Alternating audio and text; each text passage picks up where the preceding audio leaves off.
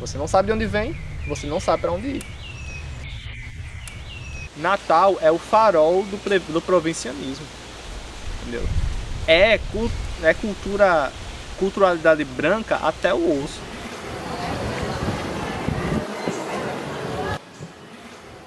A capitania do Rio Grande não era uma capitania rica o suficiente para comprar tantos escravos. Era mais interessante utilizar a mão de obra indígena daqui mesmo.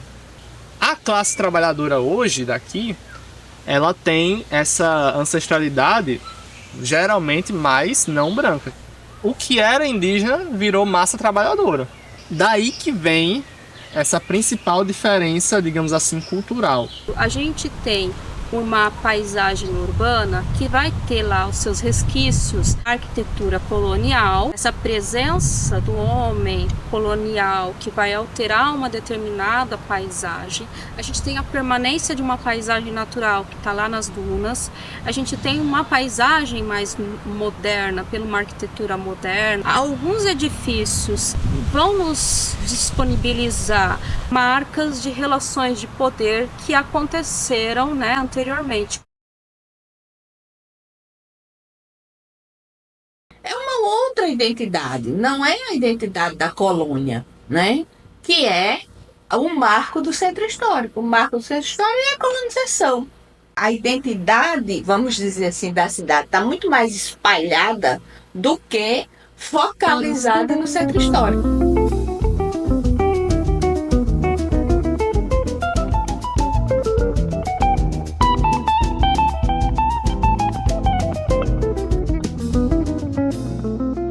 Lá nos anos 50 em diante, uma ideia de uma identidade de caráter modernista, que é tentar localizar aí algo que seja a autenticidade do norte rio-grandense, do potiguar, a uma vida mais popular, ao folclore. E aí que vai aparecer essas figuras como o pescador, a rendeira, porque seriam esses tipos, esses motivos que estariam representando algo que interessasse naquele contexto. A gente tem uma história indígena que vai muito além, 10 mil anos antes da colonização. Os potiguara resistiram pra caramba aqui nesse território. Tem até grafismos específicos de resistência, que inclusive um foi usado, o grafismo que os potiguara usavam aqui, lá no Forte dos Reis Magos, fizeram lá com tinta vermelha, não sei se vocês viram também. E colocaram aquele grafismo, colocaram não ao marco temporal.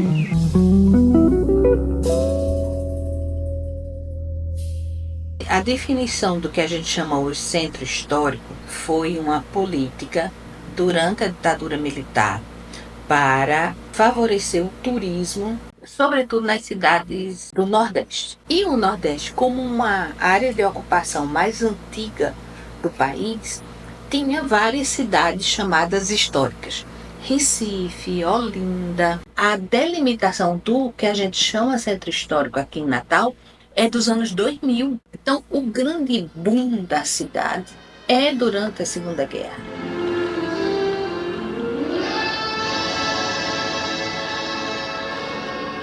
A gente tem muita história a contar. Uma participação expressiva na Segunda Guerra Mundial. A gente tem a rampa para falar isso. Mas a própria Ribeira fala também de uma época muito interessante. Uma das primeiras lojas aqui, Moda Paris. A gente tinha, sim, a tal da Belle Époque acontecendo, A cidade, em alguns momentos, ela começou ali ao redor do forte, Você tinha algumas vilas ali ao redor do forte. E aí a cidade começou a ser chamada de Cidade dos Reis, por conta do Forte dos Reis Magos. E a gente tem uma fundação depois subindo. Então, se eu fosse começar, eu começaria pelo Forte dos Reis Magos, pela Praia do Forte. Para as pessoas começarem a compreender o que é uma fortificação. A gente tem uma importância geográfica muito acentuada aqui. É por isso que Filipe II manda construir o forte, para não perder isso aqui. A formação da cidade ser ali em cima de uma duna era estratégico. Por quê? Porque ali você via o rio. Como colonizador, ele é perspicaz no sentido de observar essa geografia. O prato né, daqui de Natal, a famosa ginga com tapioca, que aí basicamente é pescado com tapioca, né, que os dois são ancestralmente tupis. É a gente poder ir para a redinha e também compreender a ginga com tapioca como um sinônimo da redinha, que hoje virou algo tão grande que é um patrimônio histórico e material do Rio Grande do Norte, já não é mais Natal. O Rio Grande do Norte hoje ele é o terceiro maior produtor de atum do Brasil. Parte dessa produção ela começa na Rua Chile, na Ribeira, e as pessoas não conhecem. E compreender que aquela atividade de pesca, as rendeiras, né, de Ponta Negra, são atividades ali quase centenárias.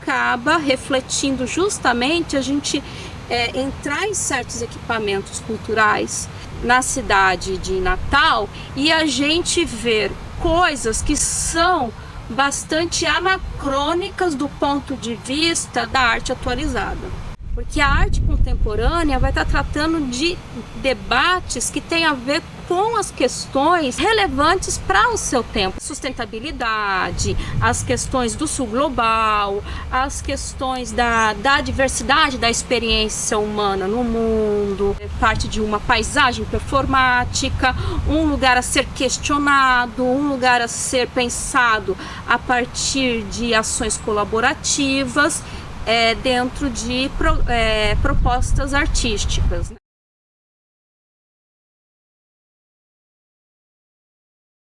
Eu não acredito numa culpa mais do setor público ou do setor privado, ou da população. Eu acredito que essas três esferas, elas pecam. Por outro lado, a população, você pergunta, você já foi em tal local? Não fui. E a gente fica repetindo o discurso de que Natal não tem nada. Vocês vejam que as igrejas estão lá. Por que elas estão? Porque elas continuam com a função delas. Elas continuam, independente de ser um ponto turístico, de ir comitiva lá, de ir estudantes, elas rezam a missa, né? Os padres rezam a missa, são usados pelos católicos, são usados pelos usuários diretos dela.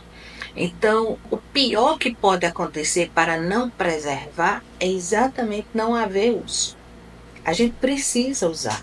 Quando está lá o prédio abandonado, o prédio sem uso, ele pode ser muito bonito, ele pode ser muito interessante arquitetonicamente, ele pode chamar a atenção, mas ele vai se destruir.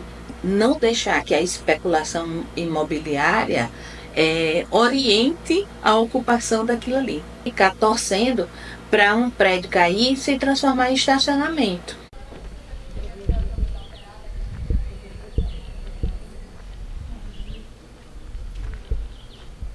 Esse prédio que é o atual da prefeitura, que é o prédio Palácio Feio do Camarão. É uma figura indígena?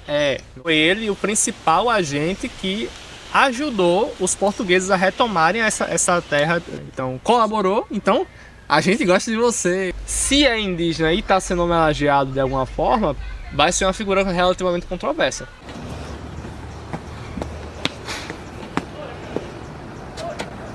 A coluna capitolina é uma problemática gigantesca. Gigantesca. Ela é muito associada a Mussolini. Porém, a coluna capitolina, até onde eu li, faz parte de um Monte Capitólio, que é um templo romano antigo. Que a gente recebeu em homenagem porque na década de 30, de 40, a gente recebeu também os italianos, que eles mandaram uma coluna para Natal como forma de agradecimento. Tem nossos aspectos históricos, né, que hoje a gente sabe da questão do fascismo, mas a gente tem que pensar também com a mentalidade da época. A questão não é lançar um véu sobre a coluna capitolina e escondê-la, mas é problematizá-la, é colocar o outro, pensar que história foi aquela e o que isso vem a significar. Isso associado à perspectiva de um governo muito específico, né, que é o governo do Mussolini. E aquilo então é colocado na cidade de Natal, que, segundo fontes de impresso da época, recebeu toda uma cerimônia que incluía a perspectiva das alunas normalistas cantarem o hino nacional e o hino fascista. Pensamento fascista circulando, explica certas colaborações, por que se aceita um presente fascista, status de poder do governo norte-riograndense possuiu.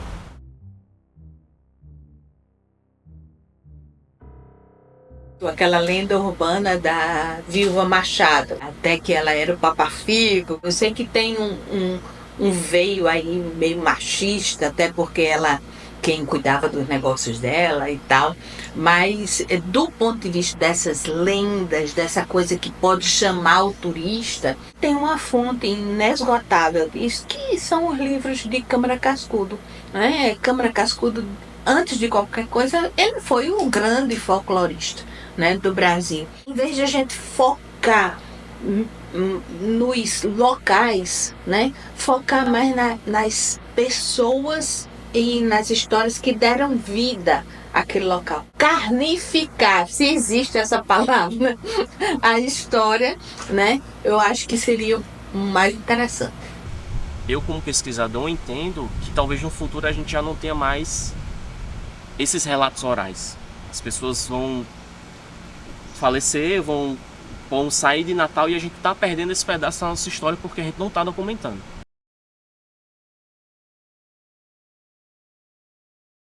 Se a gente vai para a Cidade Alta, a gente vai encontrar ali um mix de edifícios que têm características coloniais, outros que são da Belle Époque, e tudo isso está convivendo junto. Então tem essa coisa acontecendo.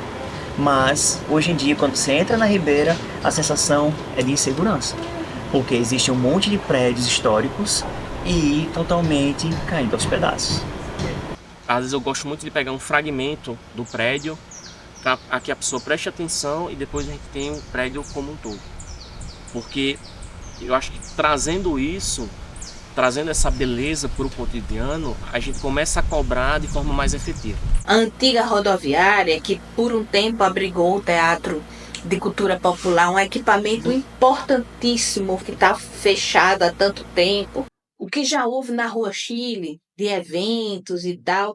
E quando a gente começa a subir para a Cidade Alta, para o nosso Marco Zero, que é a Praça André de Albuquerque, a Igreja Matriz, o Instituto Histórico e Geográfico do Rio Grande do Norte, a Pinacoteca, conhecer a Rua da Conceição, que tem hoje a gente chama de Casa do Padre João Maria. E a gente pode até descer e ir para a Ribeira, conhecer o Teatro Alberto Maranhão, porque o Teatro Alberto Maranhão ele é a materialização do quão importante a Ribeira foi na época da construção do teatro.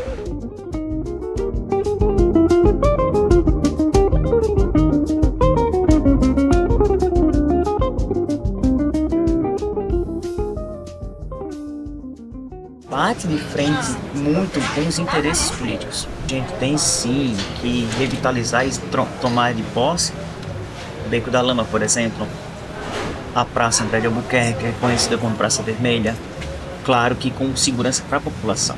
Se alguém me consultasse para uma política pública, eu diria para começar pelas pessoas que estão vivendo na Cidade Alta e na Ribeira, pelos movimentos culturais que tem lá, pelo samba que existe, pelo Beco da Lama, pelas coisas que estão ocorrendo agora. É importante pensar que esse museu ele possa ter um setor educativo, pessoas profissionais capacitadas, trazer exposições que venham problematizar esse tema de uma identidade para além de uma afirmação. Então acho que Natal tem potencial até para ser uma referência dentro do turismo histórico-cultural. A gente só precisa ter um compasso entre população, do trade turístico, tanto na esfera privada, e o setor público para chegar junto.